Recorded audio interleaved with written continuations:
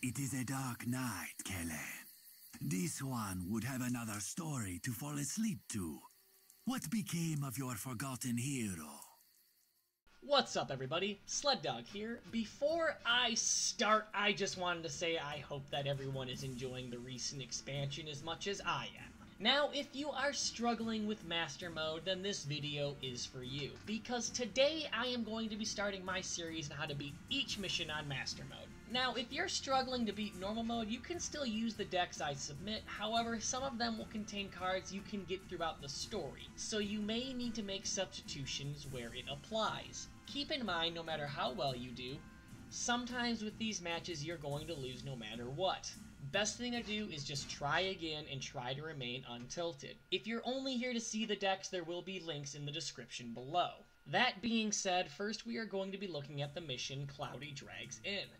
This mission pits you against the barkeep, who uses many high health cards. The lane condition in this mission is Liquid Courage, which when a creature takes damage, it gains +2/+0. In addition to this lane effect, you both start off with the support Broken Bottle, which deals 1 damage to a random enemy at the start of every one of your turns. For this mission, I use a warrior deck that focuses on high health creatures to take advantage of the lane's special properties. Now I am going to forego going over every single card for the sake of time, but the standout card of this deck is going to be Old Gate Warden. For 2 cost, he is a 0/5 with Regenerate. Because of this, you are going to see him turn 2 from either yourself or the enemy, making him a commodity in the fight. Hey, we got our Black Gate, or got our Old Gate Warden, I should say. That is very good for us. Not gonna play anything on turn 1. We're gonna do Old Gate Warden on turn 2. He does not Old Gate Warden on turn 2, or turn 1, I should say, which is very strange. Go ahead and just play him there.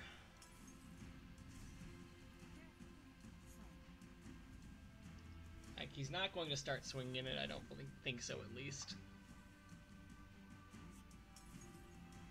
Alright, very nice. We're going to play another Old Gate Warden down, followed by our Sharpshooter Scout.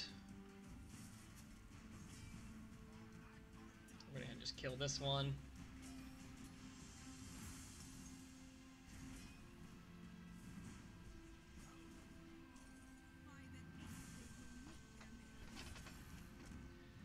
Hopefully,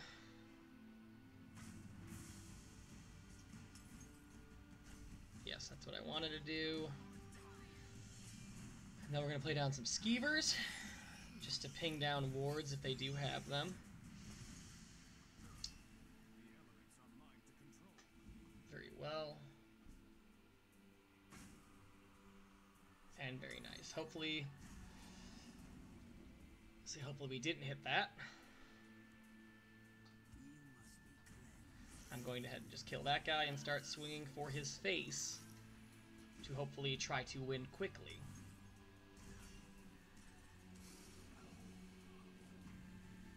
Goes into the right lane, so he's given up control on the left pretty much. I'm going to attack him once with my Rapid Shot to draw, get more Skeevers, and begin swinging in with 8, followed by the 1. Everything goes to plan. We should win right here, as long as he does not get a prophecy that stops us.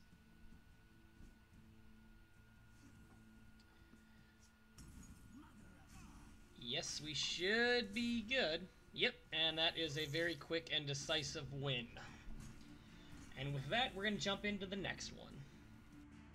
Up next, we have one of the more frustrating missions, Dreughside. This mission pits you against the creatures of Dreughside. They use mainly neutral-colored creatures that all have relatively low cost. In this mission, each player is going to start with 3 special supports: Spawning Pool, Mundus Stone, and Shantytown Defense. Spawning Pool gives you a 1/1 Forging Mudcrab at the start of your turn. Mundus Stone gives you a random keyword upon summon, and in addition to this, Shantytown gives you all friendly creatures +1/+1. Now all these supports together are very strong. However, on turn 4, you are more than likely going to be losing one to the enemy's Vicious Drog. They seem to have one of this in every starting hand. The only way to stop them from getting it off is to be so vastly far ahead they have to answer one of your onboard threats instead. The deck I use is an assassin deck that uses many low-cost creatures to get as many threats on the field before it's too late. The strategy with this one is to throw down everything you got, only removing cards that are going to pose a problem, be it lethal or drain. You also need to get a Vicious Drog early, or you're going to find yourself with no supports while they continue to pump out 2/2 Mudcrabs with random keywords. In this deck, you do have a late game option of Ice Storming everything away if you have to, but hopefully it does not come to that. The standout card for this deck is hands down Vicious Drog. You need to have this card if you want to have an easy time with this opponent. With that being said, let's just jump into the game. So we are hoping to get something in our hand that's good. Nothing too good. I guess we'll keep the Fireball in case he's got Drain on something. Brutal Ashliner is what we really wanted. He is going second, so on turn 3, he's going to get a Vicious Drag more than likely. There is the Lurking Crocodile. I think we have a Shrieking Harpy at least. Can tie that down for now.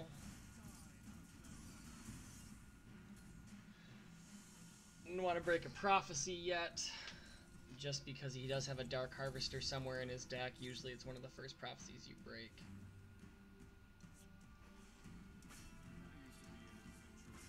But I will break it now. And I gain Charge. So if we can just rush him down, that's another good thing to do. Here comes the first Vicious Drag. My guess is the 1/1 Shantytown. I was correct.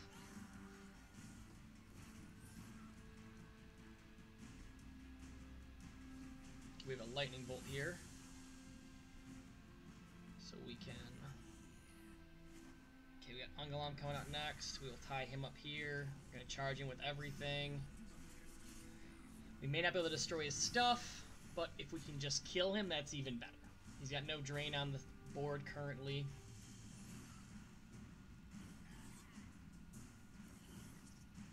What's he going to get rid of? Mundus Stone or the Crab? Mundus Stone.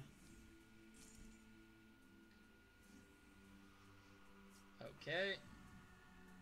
So we're going to swing in for 4, swing in for 2, 1, and then we are going to Lightning Bolt for the win.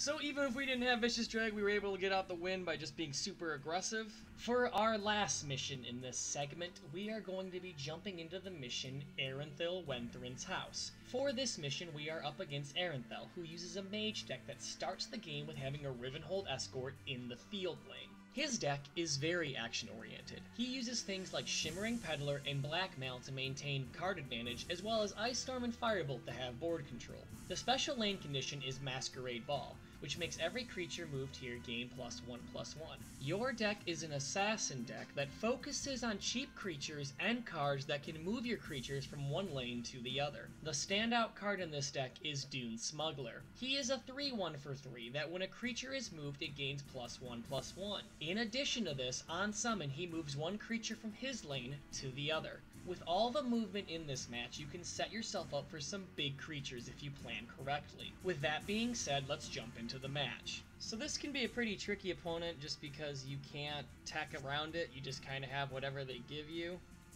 Gonna get rid of the Daggerfall Mage, putting Dance Partner down turn 1.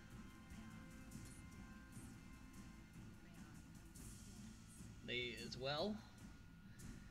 Also because he starts with the Rivenhold Escort, things get out of hand pretty quickly. Because its built-in Pilfer mechanic is very, very strong, and there's very little you can do about it.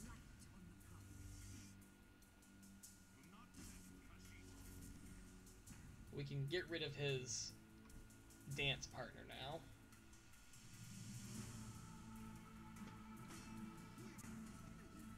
We play the Daggerfall Mage on the right, so it moves to the left, keep it to 3/3. Tower Crafter is going to be a problem. He kills my 4/2, unfortunately. He's probably going to blackmail me now.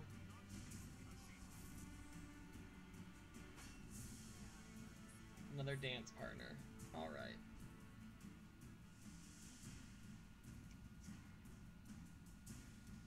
So we're gonna hit him for 3. And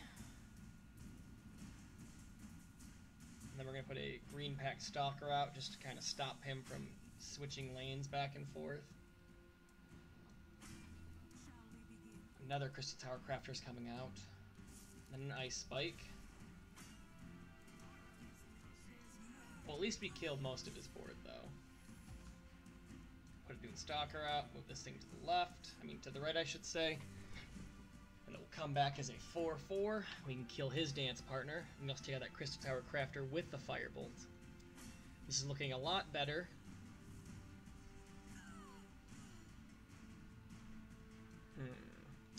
Tome of Alteration on him. We're going to take this out, and we're going to swing for 4. We don't want to break his rune just yet, in case he has a Lightning Bolt. We want him to play it on his turn like that.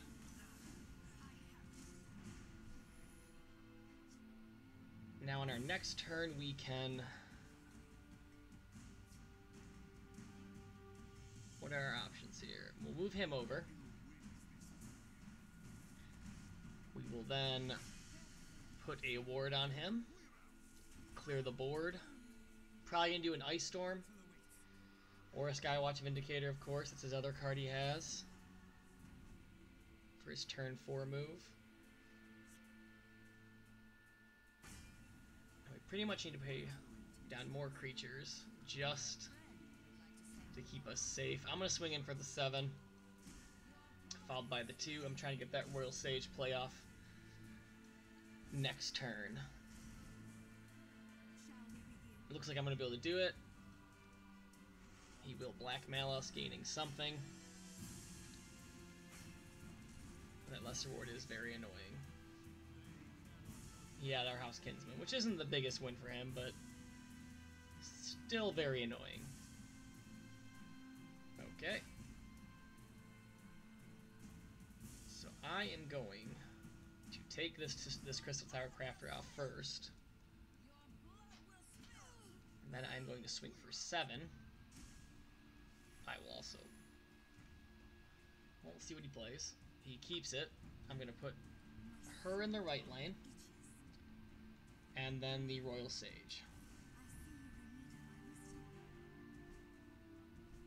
Lethal is what I was looking for. And we should have the win in here next turn, as long as he doesn't take out my Dune Stalker.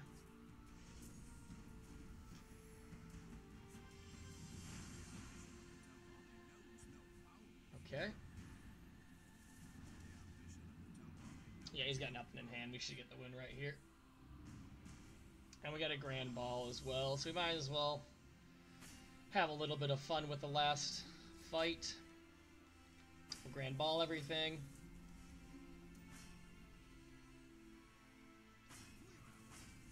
Just for safety reasons, and just swing with everything we got.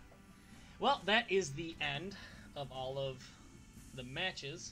If you liked this video, please like, subscribe, comment, and feel free to follow me on Twitter at SledDogGames. I would like to give a shout out to Reddit User Subzeroo for not only being an active member in the community, but for supplying me with my opening and closing images. Part 2 will be coming out shortly, so if you found this guide useful, stick around. Thank you for watching.